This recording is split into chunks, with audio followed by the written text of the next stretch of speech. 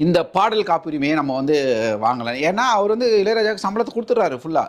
கொடுத்துட்டதுக்கு இவர் வந்து மியூசிக்கே ரிட்டர்ன் கொடுக்குறாரு, ஒரு பொருளை திருப்பி கொடுக்குறாரு மியூசிக்காக.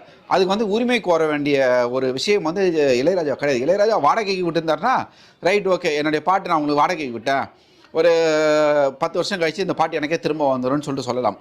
ஆனால் இவர் வந்து வித்துடுறாரு, தன்னுடைய இசையை வந்து வித்துட்டாராங்க.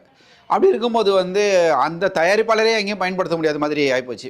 ஏன் ஒரு ஒரு கட்டத்தில் வந்து எஸ்பிபியாக வந்து மனசன் வந்து சொல்லியிருக்கார், இளையராஜா பாட்டை நான் பாட மாட்டேன் அப்படின்ற அளவுக்கெல்லாம் வந்து சொல்லியிருக்கார். அவர் கூட பிறந்த கங்கை அமரனே வந்து எங்கள் அண்ணனுக்கு வந்து பைத்தியம் பிடிச்சி போச்சுன்னெல்லாம் கூட பேட்டி கொடுத்துருக்கிறார் இந்த சம்பவத்தினால. இப்படி இருக்கிற காலகட்டத்தில் இப்போ நடக்க போகிற சேலத்தில் நடக்க போகிற இளையராஜாவுடைய கான்சர்ட் நிகழ்ச்சிக்கு முன்னாடி சரிகம பதனி வந்து கேஸ் போட்டிருக்காங்க. டெல்லி உயர்நீதிமன்றத்தில் போய், அதுவும் இங்கெங்கேயும் போல் டெல்லி உயர்நீதிமன்றத்துக்கு போயிருக்காங்க.